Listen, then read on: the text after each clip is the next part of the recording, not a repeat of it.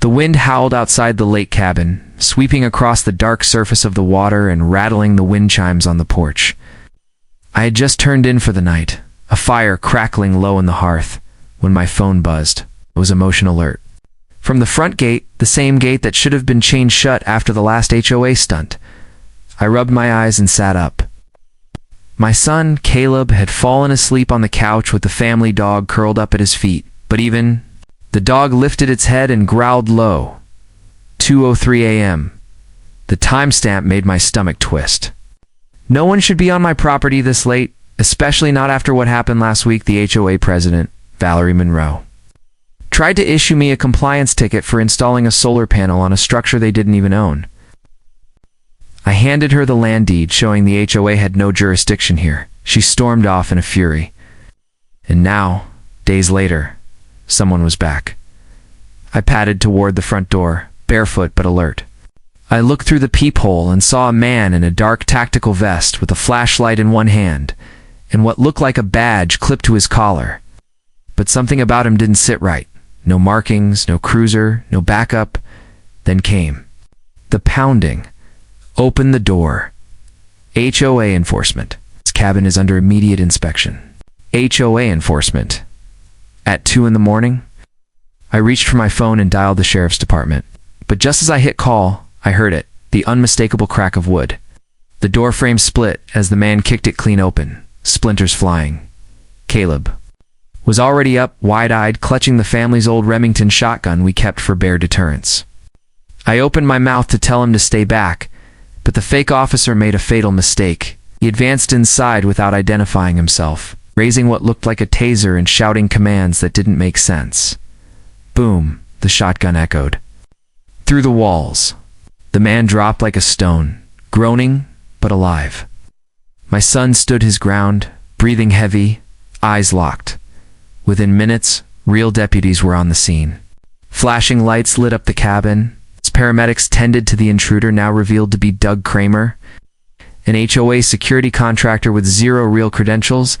I handed the sheriff a folder of documents, title deeds, video footage, and emails showing the HOA's escalating harassment campaign.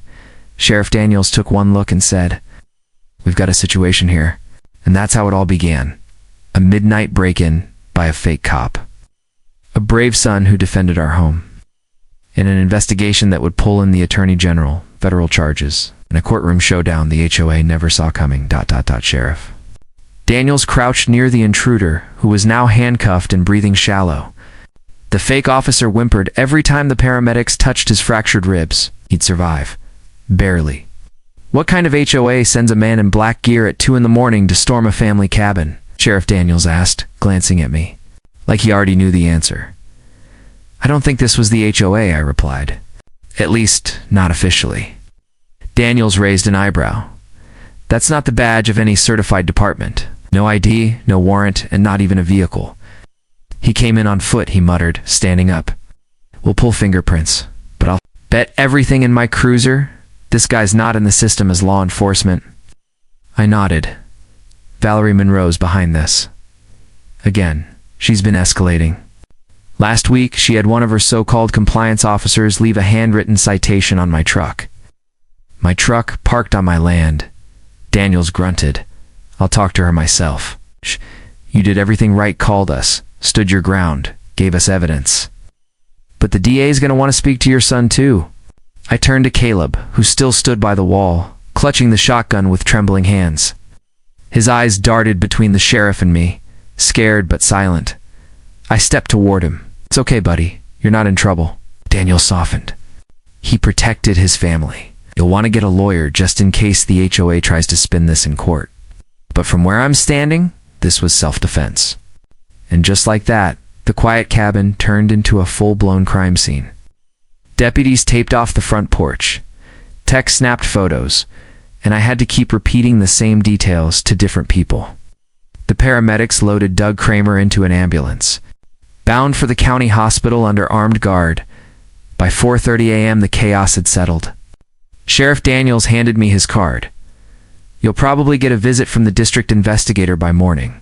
Maybe even the AG's office once this leaks. HOA pulling fake enforcement stunts. That's a powder keg. He wasn't wrong. By 9 o'clock a.m., local news helicopters circled overhead. And by noon, I was staring at a stern-faced woman in a dark pantsuit standing on my porch. She flashed a badge before I could ask.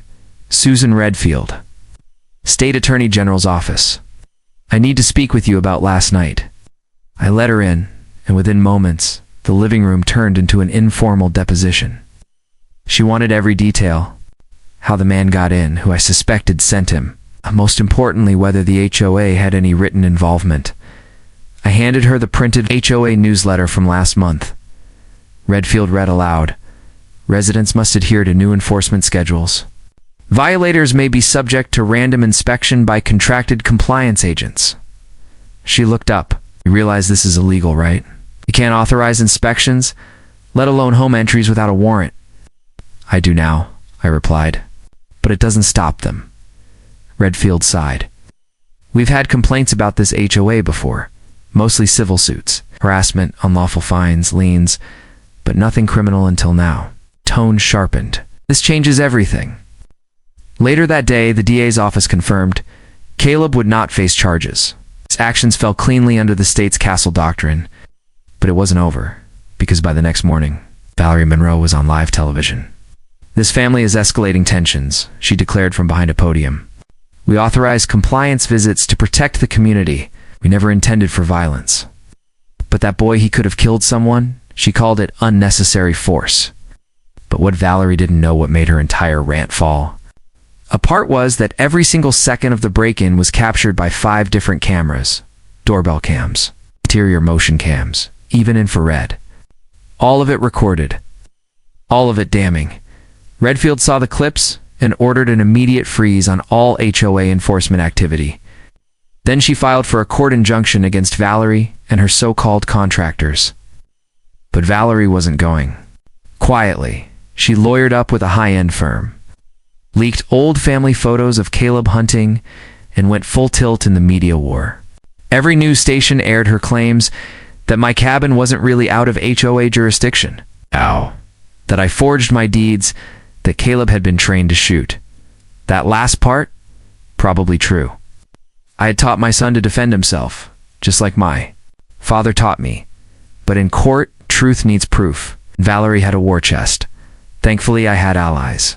Within a week, my attorney uncovered something shocking. Doug Kramer, the man who broke into our cabin, was on the HOA payroll for over a year.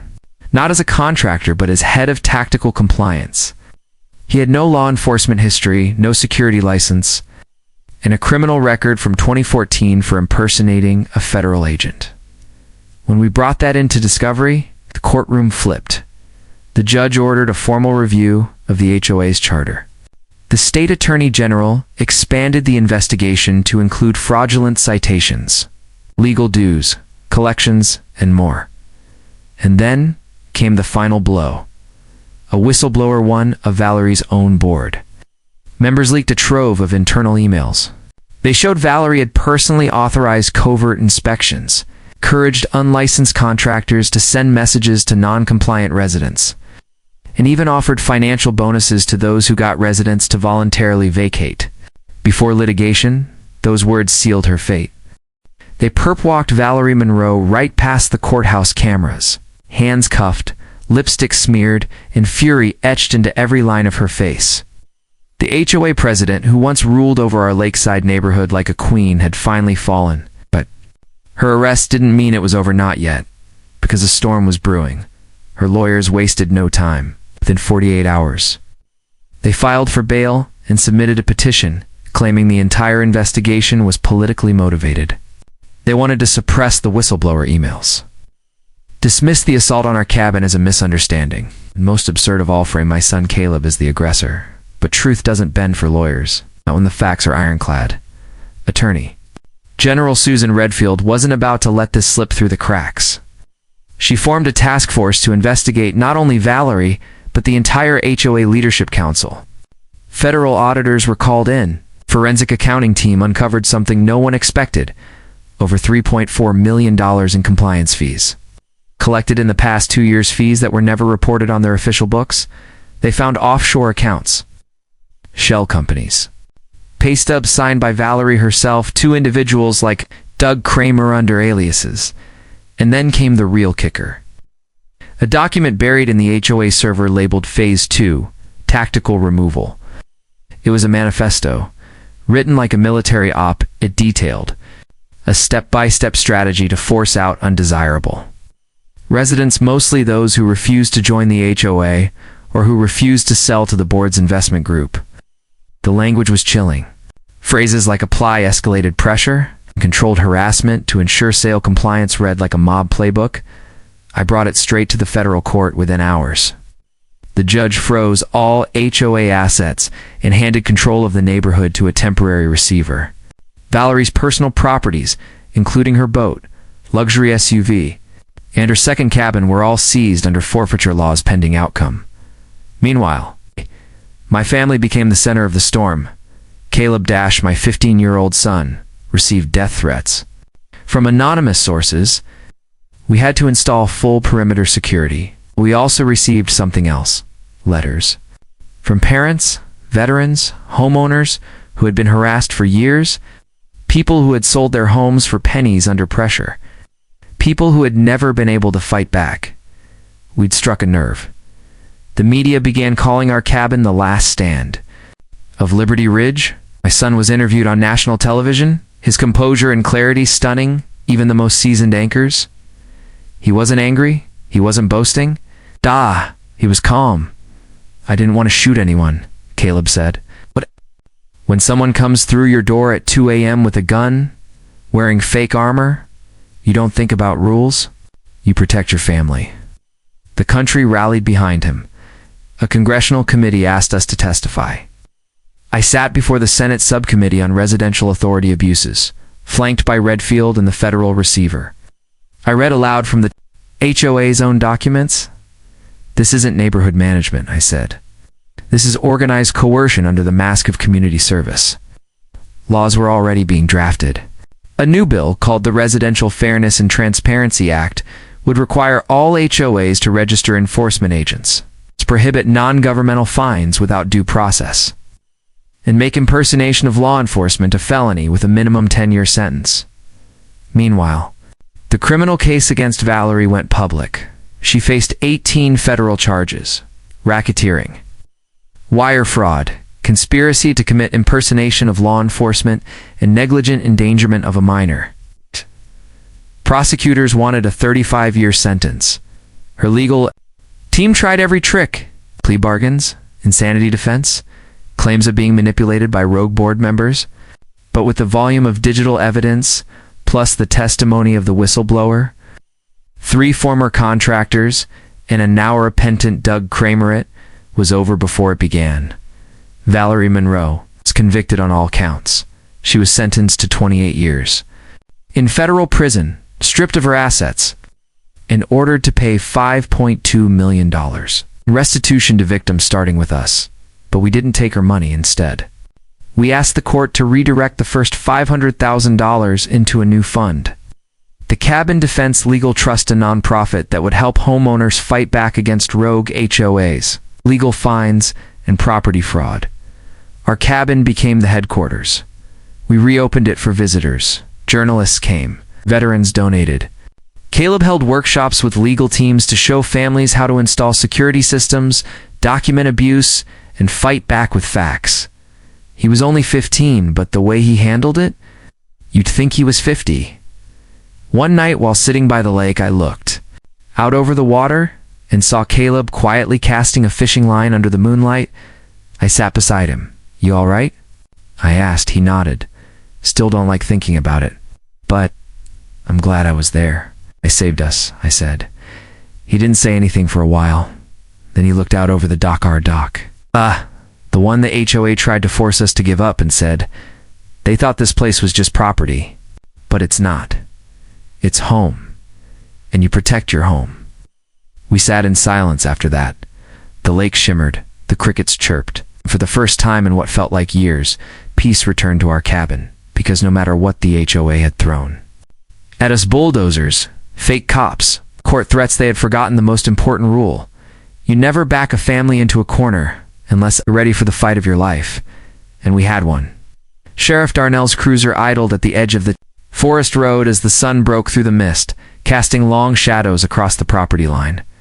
The night's chaos was far from over. What started with a door kicked in at 2 a.m. had unraveled into a high-stakes investigation involving impersonation, illegal surveillance, and now, federal jurisdiction. "You're sure the badge he showed you wasn't real?" Darnell asked, leaning against the open driver's side door as I handed over the body cam footage downloaded from the security archive. I nodded. No department number badge was too shiny. Plus, no name tag. He came here like a cowboy off his leash. He turned the flash drive over in his hand. "We're sending this straight to the U.S. Marshals. They'll loop in the DOJ if that man's impersonating a federal officer. Not just some HOA clown." Inside the cabin, my son, Cody, sat calmly on the couch, wrapped in a flannel blanket. Agents from Child Services had already checked in, but Sheriff Darnell insisted on personally vouching that Cody had used the rifle in direct self-defense. "Boy's sharp," Darnell said earlier. "Real clean shot, but more than that, he held restraint. Most grown men would have emptied the clip." Still, the question that buzzed around everyone's lips was why this fake officer had come charging through our door in the middle of the night. That answer wouldn't stay hidden for long. 2 days later, a black Suburban with U.S. government plates rolled into our driveway. Out stepped a stern-suited man with a Homeland Security badge and a woman from the U.S. Attorney's office. Darnell greeted them, then nodded at me to come outside. "Mr. Anders," the woman said as we shook hands. "Assistant U.S. Attorney Melanie Brooke. This is Special Agent Klein. We're here to talk about Ronald Geiger." The name sent a chill up my spine. That was the fake HOA cop. "We've confirmed he's not law enforcement. He's a private contractor with known connections to a rogue HOA board and several land disputes upstate," she said. "This isn't his first stunt, but it is the first time someone fired back." Agent Klein stepped in. "We believe Mr. Geiger was contracted by a private security firm called Dominion Asset Protection. They're under investigation for overstepping boundaries, using ex-military and disgraced officers to enforce illegal community rules that have no legal standing." "So, they're just mercenaries for HOAs?" I asked. "Exactly," said Klein. "And your cabin, Mr. Anders, is a critical piece of land? Dominion wanted to intimidate you into leaving so the HOA could absorb it and turn it into a luxury rental pier." I laughed out loud. "That dock's mine. Deeded. Locked tight." "They really thought this would work?" Brooke smiled faintly. "They underestimated your family. Your son's actions may have just dismantled one of the most corrupt land grab schemes in the state." A week later, we were seated in a federal courtroom in Denver. Cody, in a suit jacket, sat beside me as we listened to the trial of Ronald Geiger unfold. Prosecutors laid out video, fake contracts, and damning emails from Dominion Asset Protection. The jury watched the footage of our cabin Geiger smashing in the door, shouting like a maniac, and Cody's warning shots ringing through the air. Then came the bombshell. Several HOA board members from nearby lakefront communities had been paid under the table by Dominion to cause friction with owners like us. The plan was to claim disorder, then bring in private security to stabilize the area. In truth, they were pushing a soft coup for land control. When it was my turn to testify, I looked directly at the jury. "This wasn't just about my property," I said. "It was about the right to live without fear of someone using a fake badge to invade your home. My son protected us when no one else could. But it shouldn't have come to that." By the end of the trial, Ronald Geiger was sentenced to 12 years in federal prison. The Dominion firm was dissolved, and HOA leaders tied to the operation faced lawsuits that stripped them of everything. Our land was declared untouchable by state. In federal decree, Cody became something of a local legend. Sheriff Darnell even gave him a commendation for his bravery and clarity under pressure. The mayor offered me a seat on the county zoning board to help prevent similar schemes. As we stood on the dock one evening watching the lake ripple under the fading sun, Cody turned to me. "Think they'll ever try that again?" "Not with you here," I said, slapping his shoulder.